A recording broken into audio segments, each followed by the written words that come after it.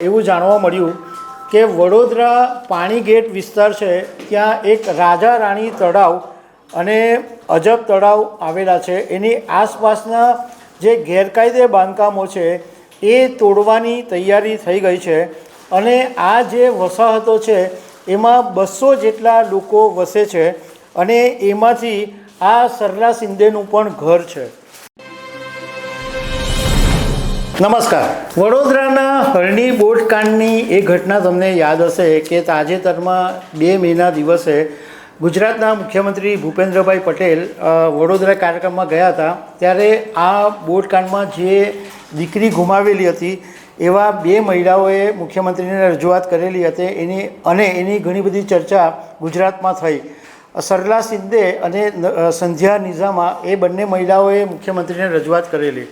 હવે એવું જાણવા મળ્યું છે કે આ જે સરલા શિંદે નામના જે મહિલા છે કે જેમણે આ હરણી બોટકાંડમાં એમની દીકરી ગુમાવેલી છે, જે વિસ્તારમાં રહે છે ત્યાં હવે સરકારે દબાણ દૂર કરવા માટેની નોટિસ મોકલાવી છે અને 17 મે એટલે આજે 3 વાગ્યા સુધીમાં વસાહત ખાલી કરાવી દેવાની નોટિસ આપવામાં આવી છે. તો આ બાબતે રાજકારણ ગરમાયું છે અને આ બાબતે અલગ અલગ ઓપિનિયન્સ બી સામે આવી રહ્યા છે. તો આના વિશે તમારી સાથે વાત કરીશ. મારું નામ રાજેશ શાહ છે અને તમે જોઈ રહ્યા છો ગુજરાતના સૌથી મોટા ડિજિટલ ન્યૂઝ પ્લેટફોર્મ ખબર છે.com. વડોદરામાં હરણી બોટકાંડની ઘટના તમને યાદ હશે કે 18 જાન્યુઆરી 2022ના દિવસે એક સ્કૂલના કેટલાક બાળકો તળાવમાં ગયા હતા અને એક બોટ ઊંધી વળી ગઈ હતી અને એમાં ઘણા બધા બાળકોના મોત થયા હતા અને એક શિક્ષિકાનું પણ મોત થયું હતું.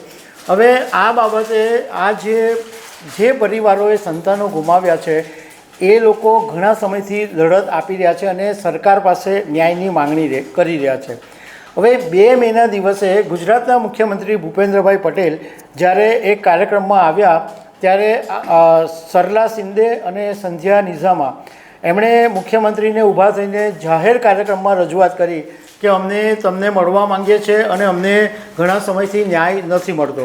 તો તે વખતે સીએમ ભૂપેન્દ્રભાઈએ એવું કીધેલું કે બેન, તમે કોઈ ખાસ એજન્ડા લઈને આવ્યા છો, તમે મને મળજો અને હું તમારી વાત સાંભળી. અને એ કાર્યક્રમ પત્યા પછી ભૂપેન્દ્રભાઈ એમને મળ્યા બી હતા ખરા. એવું જાણવા મળ્યું કે વડોદરા પાણીગેટ વિસ્તાર છે, ત્યાં એક રાજા રાણી તળાવ અને અજબ તળાવ આવેલા છે. એની આસપાસના જે ગેરકાયદે બાંધકામો છે એ તોડવાની તૈયારી થઈ ગઈ છે અને આ જે વસાહતો છે એમાં 200 જેટલા લોકો વસે છે અને એમાંથી આ સરલા શિંદેનું પણ ઘર છે.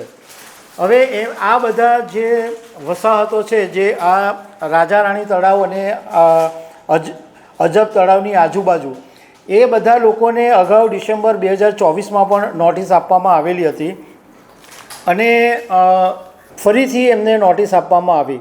હવે આ બાબતે વડોદરાના જે સાંસદ છે હેમાંગ જોશી, એમણે મીડિયા સાથેની વાતમાં એવું કીધું હતું કે જો બધું પ્રોપર યોગ્ય બધા દસ્તાવેજો હશે તો જે લોકોના ઘર તૂટશે એમને વૈકલ્પિક વ્યવસ્થા આપવામાં આવશે.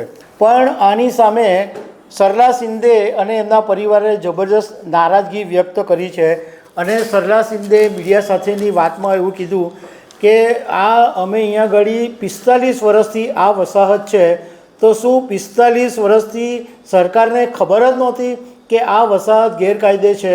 અને અમે સીએમને રજૂઆત કરી એ પછી જ આ પગલું લેવાયું.